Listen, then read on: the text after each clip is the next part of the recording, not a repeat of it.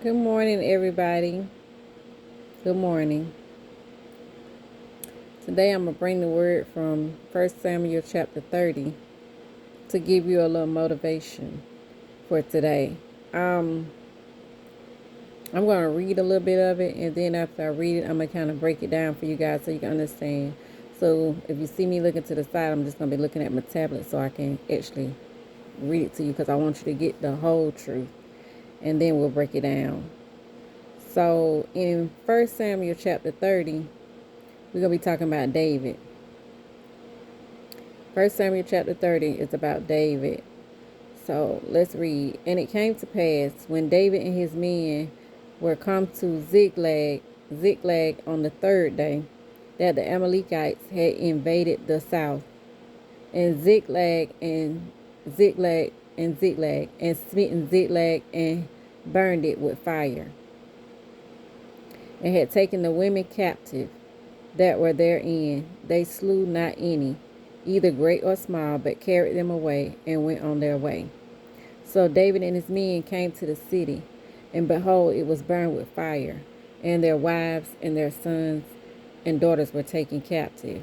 And then David and the people that were with him lifted up their voice and wept until they had no more power to weep. And David's two wives were taken, and Abigail, the wife of Nabal, and the Carmelite.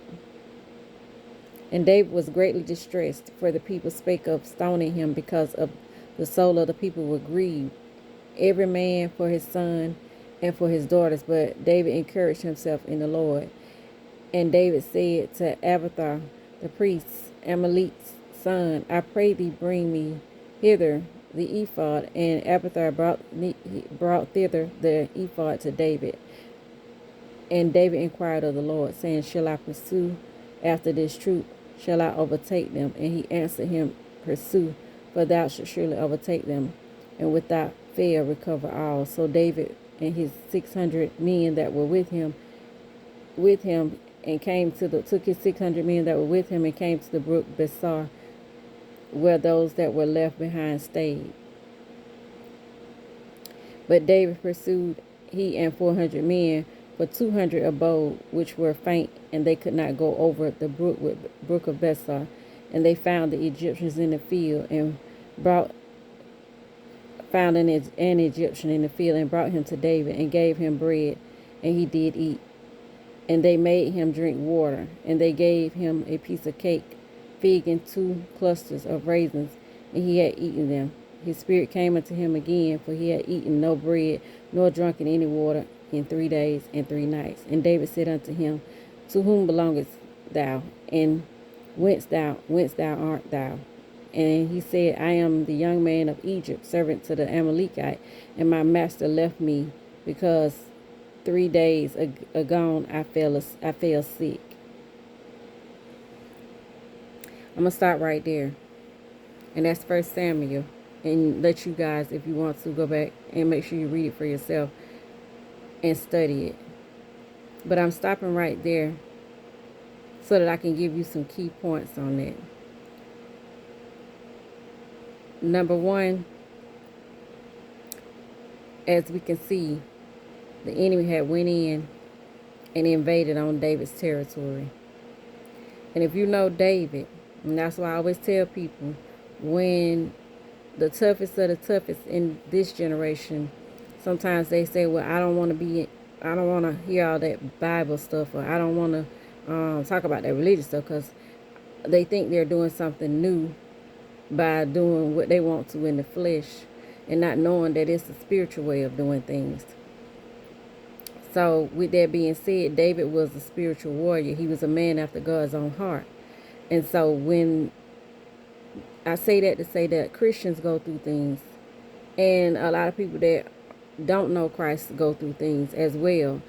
But what they don't understand, they feel like they're defeated when the world come against them, but not understanding that they got more power than the world has.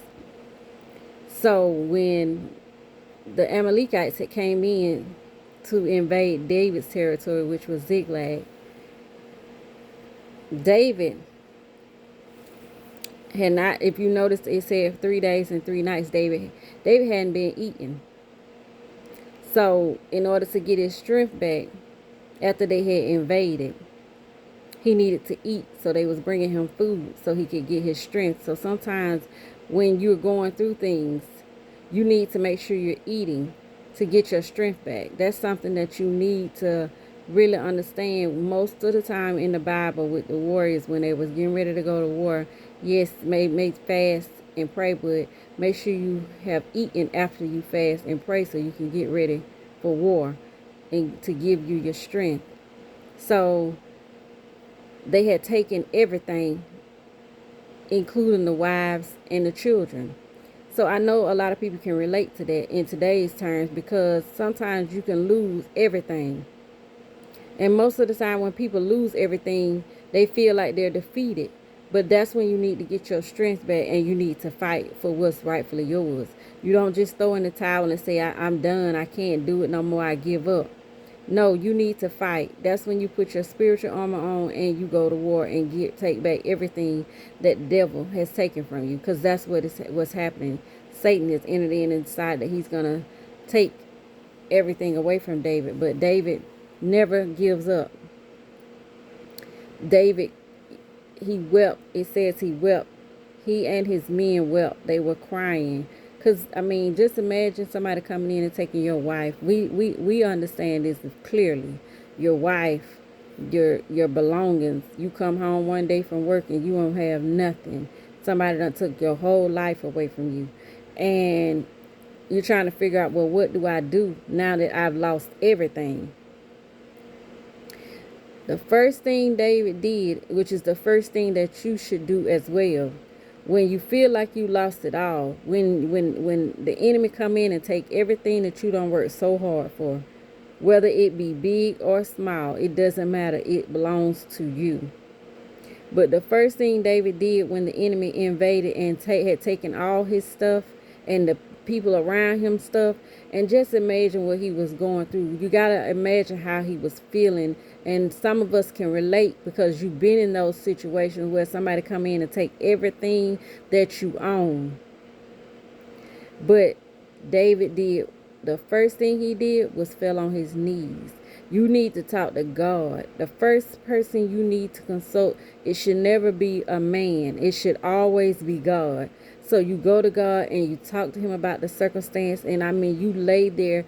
Some people, they don't do it no more. They want that quick answer, a microwave fix. And God don't give microwave fix.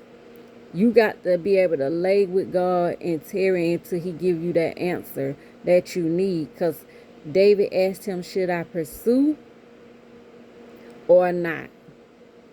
When you in a situation and you going through, a lot of times a lot of people work off of emotions. You can't work off of your emotions.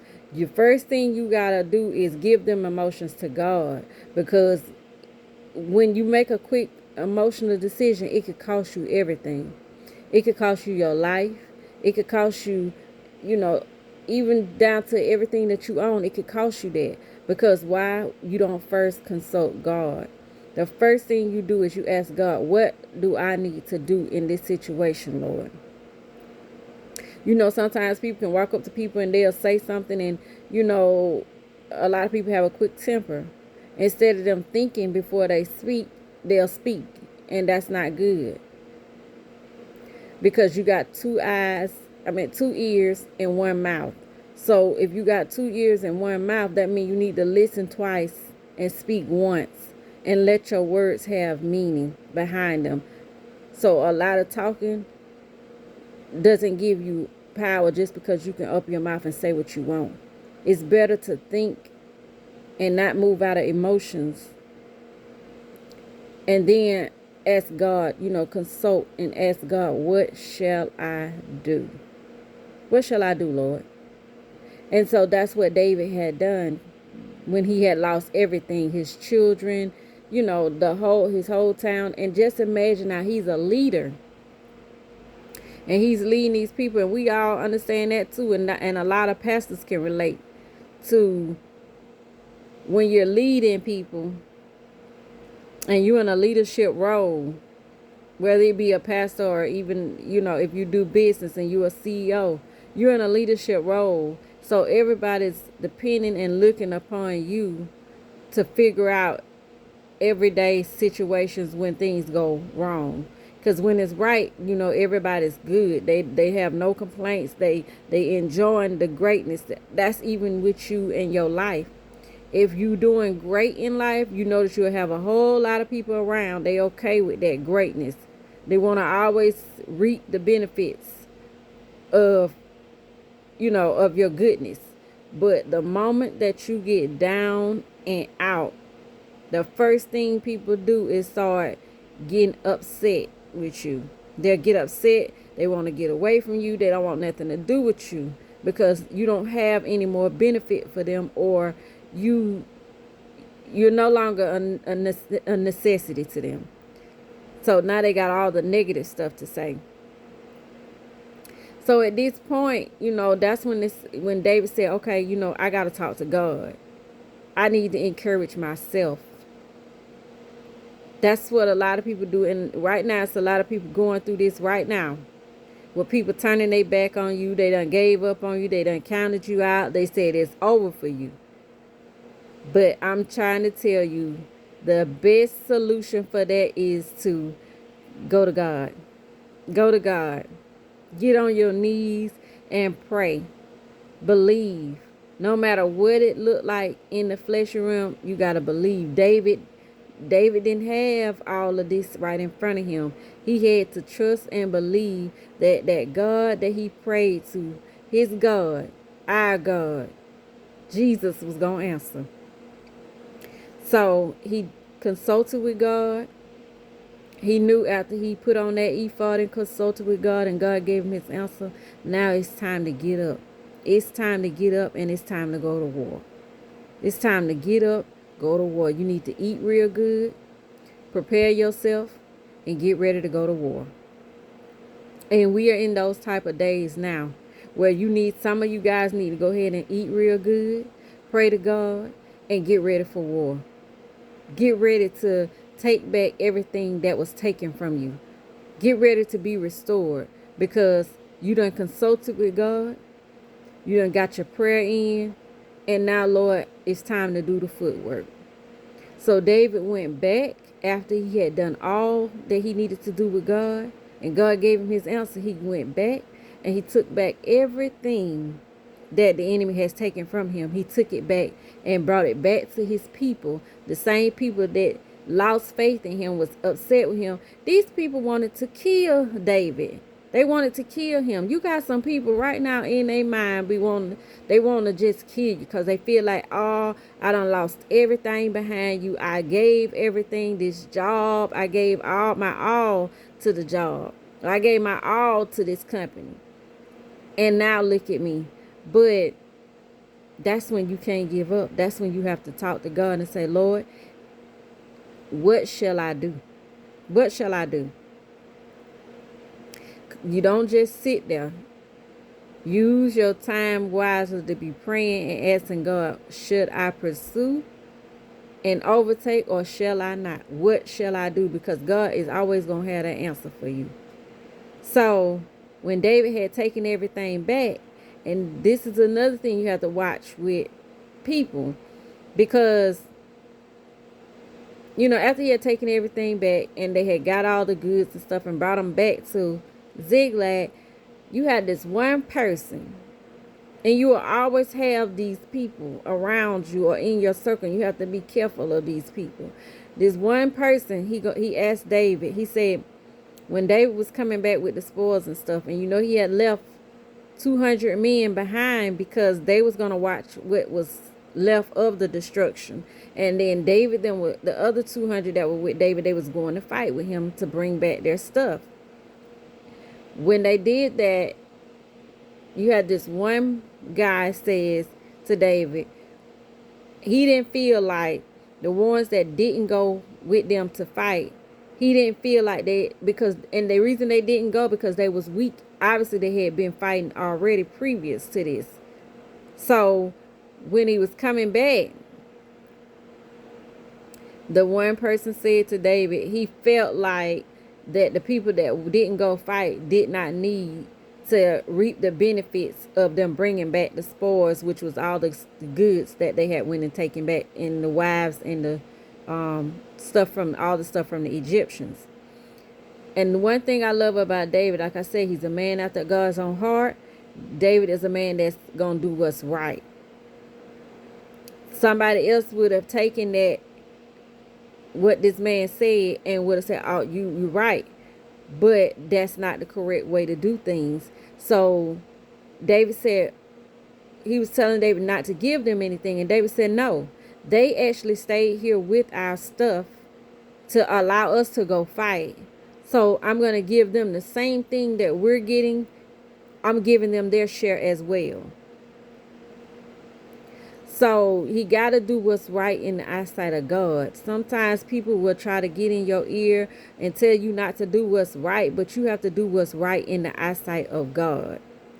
So David went back and he gave them just the same equal amount, as well as blessed others that had been connected to them. So I say that to say this. That's why I tell people all the time, be careful how you handle people, because you don't never know who gonna be your blessing. So you have to be very careful how you handle them. And if you notice, I noticed in this passage, the number 3 was very, very significant. 3 days, 3 nights. David hadn't eaten in 3 days. So be mindful of fasting, praying, consulting God, giving it your all, never giving up. Because when you don't give up, you'll reap the benefits. It's good to get up early and talk to God. No matter what the situation is, ask God. Ask him, Lord, is this what you want me to do? Some people like to work out of their flesh, and they don't consider what God would want them to do. They want to work and do what they want to do. And that's where they go wrong. Because see, had David not asked God, he could have been defeated by them enemies. But instead, he trusted God for his answer, and God gave it to him. And of course, they got everything back that belonged to them. Now, and I'm saying that to you to say today, trust God, pray to God, give it to God. Let him tell you which direction you need to go. And with all this going on in the world today, don't let the devil trick you out of your kingdom blessing. Don't let the devil trick you in the heat of the moment to work out of your own flesh instead of consulting God. Don't let the devil set a trap for you because you decided that I'm going to deal with it in my humanly flesh and not talk to God about it. Don't let the enemy trick you and tell you, oh, that's just biblical stuff. No, it's not. That's not just, nothing is just biblical. Everything has meaning to it. But if you, I always say this to you too, if you let Satan get in your car, he is definitely going to take that steering wheel and he's going to drive. And he is not trying to give you your power back. So get your power back the right way. And that's by consulting God, asking him, Lord, is this what you would have me to do? Or shall I not do it? What shall I do? It'll feel so much better when you get that answer from God versus you working out of your flesh. Yes, you can do things out of the flesh, but how much is it going to cost you? And is it worth it? When it was something as simple as asking God what to do in the situation, in the circumstance, and let him answer for you. So that's my word for today. You guys like, comment, subscribe. Give me your thoughts. Do you consult God, or do you decide to just do things out of your own flesh? And yes, people say, well, I'm only human. Yes, you are human, and I make room for that, but also make room for God and make time for God. So make sure you're consulting God. Yes, you can be human, but you can still consult God in being human, so that you won't make those mistakes, or you won't get ahead of God, or you won't become a God in your own head. So That's my motivation for you guys today. Enjoy. Thank you for watching. And until next time.